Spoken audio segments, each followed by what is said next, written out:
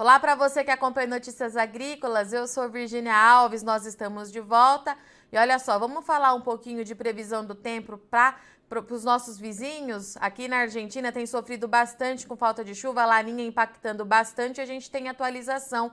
Então, porque o cenário por lá realmente está muito crítico, nós tivemos uma onda de calor aí nas últimas semanas que trouxe bastante preocupação e a gente precisa acompanhar de perto para ver como é que deve ficar esse mercado, então. Dito isso, quem vai fazer a atualização para a gente hoje é o Felipe Reis. Seja muito bem-vindo mais uma vez, meu amigo. Olá, Virgínia, sempre um prazer conversar com você. Felipe, vamos lá então, porque os nossos vizinhos aqui estão sofrendo com falta de água, muito quente aí nas últimas semanas. Qual a atualização que você tem para a gente e qual é o tamanho dessa preocupação que a gente tem com a safra deles, Felipe? Certo? Quando a gente olha para a Argentina e analisa o mês de dezembro, nós observamos não apenas altas temperaturas, mas também uma seca intensa.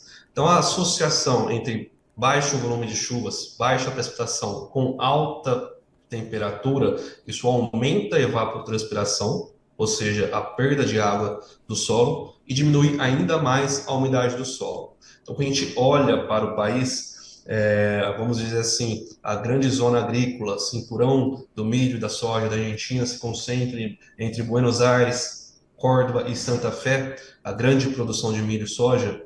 Nós observamos chuvas de 60 a 80% abaixo da média, tanto para a região agrícola, quanto também para quase que o país inteiro. Essa seca tem se estreando. Apenas em algumas regiões no norte do país nós tivemos algumas boas chuvas, mas essas regiões a produção é muito pequena, tá? Então essa seca intensa, concentrada no coração da produção de milho e soja, tem levado a uma umidade do solo em torno de 20, 30, algumas regiões até abaixo de 50% abaixo da média. Tá? Então, uma umidade do solo baixa, ela está altamente relacionada à produtividade. Então, quando você não tem uma boa umidade do solo, você não tem uma boa umidade. Tá?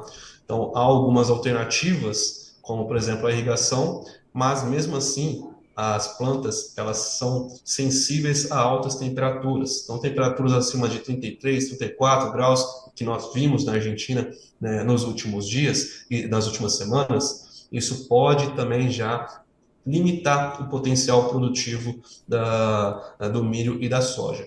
Quando a gente olha as estimativas, por exemplo, o USDA está estimando milho em torno de 55 milhões de toneladas para a Argentina essa nova safra. Nós já estamos 46, em torno de 46 milhões de toneladas, 45, 46 milhões de toneladas, e com uma tendência de queda de 1 a 2 milhões, isso já decorrente, mesmo em início de ciclo, decorrente aí da baixa precipitação, da seca intensa. Para a soja, nós estamos em torno de 43, 44 milhões de toneladas. Só para comparação, o USDA está em torno de 49,5 milhões de toneladas. Então, esse é o quão intenso a seca está, e nós estamos já considerando essa quebra de safra para a Argentina, ao menos em parte. O USDA, obviamente, deve trazer a sua revisão no início de janeiro, tá? A última estimativa foi feita no início de dezembro. Nós já estamos considerando, então, algo que o USDA deve considerar aí já no seu próximo relatório, mas, de fato, a Argentina não enfrenta um bom ano de uma boa safra, bom início de ciclo, bom início de safra para milho e soja, assim como a gente viu para trigo e cevada. Trigo teve uma quebra muito forte, cevada também sofreu muito com a seca, embora não tenha sofrido tanto quanto o trigo, certo? Mas trigo que estava as estimativas iniciais acima de 20 milhões de toneladas, deve se consolidar abaixo de 13 milhões, certo? Quase que a metade. E isso a gente deve observar para o milho e soja, talvez não tão intenso, não 50%, mas uma quebra de 10, 12 milhões já é possível a gente afirmar para o milho. 10, 12 milhões considerando milho e soja na Argentina, Felipe, é isso? Para o milho, em relação ao que o SG está falando, em torno de 10 a 12 milhões já é possível De ver, apontar toneladas? toneladas, isso. Tá. Eu falo a quebra. Então, o SG está estimando em torno de 55 milhões, você já consegue, já é um cenário real, você falar em torno de 45, 43 milhões de toneladas, tá? Para a soja, o USDA está falando em torno de 49,5 milhões de toneladas, você já pode falar aí abaixo de 45, tá? Uma quebra aí já de 5 milhões mais ou menos, você já pode afirmar essa quebra para a soja. Claro que tem muita coisa para rolar ainda. O plantio, lá, mais uma vez, foi tardio, né? Plantio de soja e milho, os produtores já aguardando, já esperando essa seca decorrente do Laninha, eles adotaram a mesma estratégia do que do ciclo anterior, ou seja, esperando um dezembro difícil, plantaram um pouquinho depois, e aí, com a volta das chuvas, em meados de janeiro, fevereiro, parte dos produtores conseguiram aproveitar essa volta das chuvas. Isso deve acontecer este ano de novo, tá? Então isso deve limitar também a quebra, mas é evidente que eles não estão passando por boas condições, longe disso. As condições são muito desfavoráveis e caso continue nos próximos meses, isso deve se intensificar. Não seria inimaginável ver uma produção de milho aí em 40 milhões de toneladas, principalmente quando a gente olha para os próximos meses a tendência, né? O modelo europeu, por exemplo, ele aponta uma baixa precipitação na Argentina, aí em torno de 50% a 60% para janeiro, fevereiro e março. Então, caso esse cenário se concretize, nós devemos ter uma quebra mais intensa do que a gente está prevendo hoje para a Argentina, que está em torno aí de 9 milhões de toneladas em relação ao USDA. Tá. Então, nós estamos com 46 milhões de toneladas. Então, vou pedir para você colocar de novo lá no mapa de tendência. Certo. Felipe, isso significa que o cenário que já é muito crítico para a Argentina, a tendência não é de melhora. A gente não deve ter um alívio nas chuvas por lá. Pelo contrário, a situação pode se agravar, é isso? Exatamente, exatamente. A gente olha para os próximos meses, para o primeiro trimestre de 2023, analisando, olhando o modelo europeu de previsão climática, eles apontam mais algumas semanas, na verdade, mais 3 meses aí de seca, né? E caso isso venha acompanhado de altas temperaturas, aí seria o pior cenário possível, que aumenta a evapotranspiração, a umidade do solo deve continuar em patamar historicamente baixo, e isso vai levar a uma quebra mais intensa do que a gente está prevendo, pelo menos por enquanto. Lembrando, o ciclo ainda está no início, há Tá. tempo para alguma recuperação, mas o início está muito ruim, pior do que a do ano passado. Tá, então a gente tem tempo para recuperação, mas uma quebra certamente a gente vai ter por conta dessas condições iniciais, é isso?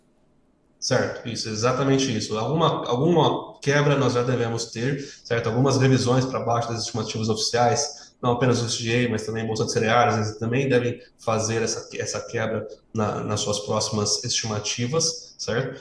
E caso a gente tenha uma grande, boa melhora aí nos próximos meses, aí nós devemos nos encontrar no meio do caminho. A gente subindo um pouquinho as estimativas e o SGA abaixando um pouquinho a estimativa dele. Mas o que a gente vê hoje, tanto o cenário de curto prazo para as próximas semanas, quanto para os próximos meses, não é isso que a gente espera uma deterioração ainda maior da condição das lavouras e uma redução ainda maior das estimativas de produtividade. Perfeito. Felipe, vou aproveitar a sua presença aqui no Notícias Agrícolas, porque vocês fazem acompanhamento a nível global, né? Em termos de produção agrícola. Tem mais alguma região produtora que você acha interessante a gente destacar? Quando a gente fala nesse atual momento, boa parte do globo está em entre safra, quando a gente fala para milho e soja, apenas Brasil e Argentina, seguindo o seu ciclo, mas a gente pode falar de trigo, né, onde nos Estados Unidos nós temos uma seca perderam força, perderam força ali na região de Kansas, que é o maior estado produtor de trigo de inverno, certo? E nós também tivemos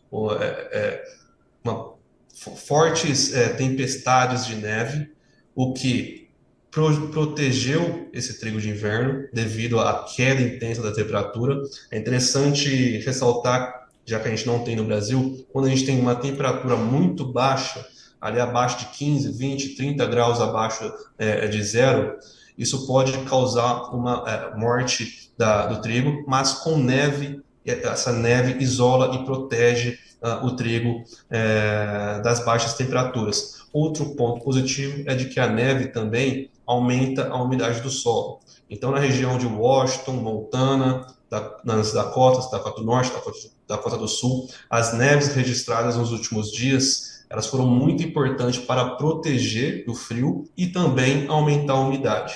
Em Kansas, o problema é outro, seria a baixa precipitação que foi registrada em novembro, porém em dezembro as chuvas voltaram para essa região, melhorando aí a umidade do solo, permitindo uma recuperação das boas condições das lavouras. Claro que a primavera vai ditar principalmente qual vai ser o verdadeiro potencial produtivo das lavouras, mas um início de ciclo bom é sempre positivo para os Estados Unidos, certo?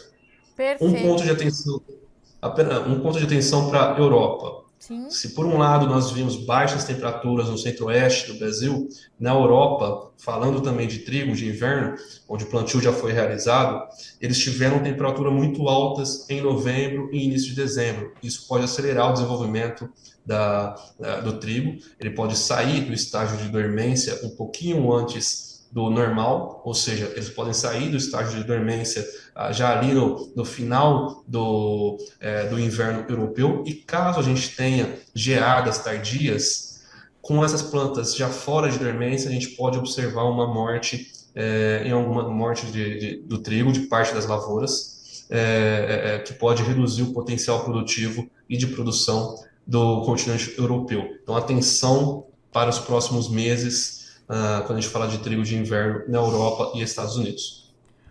Perfeito. Felipe, obrigada, viu, pela sua participação, pela sua contribuição. Você sabe que vocês são de casa. Volte quando tiver atualização para a gente acompanhar de perto aí, não só as condições aqui para o Brasil, mas aproveitar, né, que vocês fazem esse monitoramento aí a nível global. Obrigada, viu? Bom restinho de ano para você, bom 2023 e eu te espero aqui no ano que vem. Nós agradecemos, estaremos sempre à disposição. Feliz fim de ano, virada de ano, e que tenhamos 2023 melhor do que foram os últimos anos.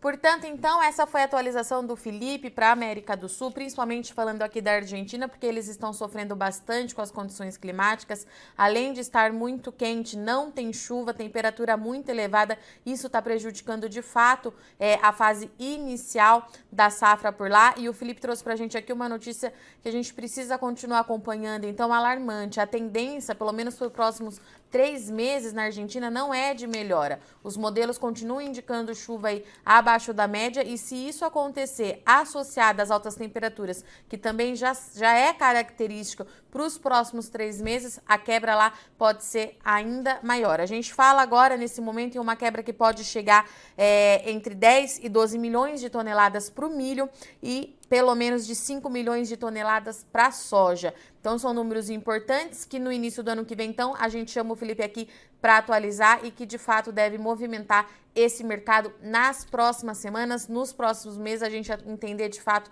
qual que vai ser o potencial da América do Sul para a safra de grãos. Bom, eu sou Virginia Alves, agradeço muito sua audiência e companhia, mas não sai daí, o NA continua e já já a gente está de volta.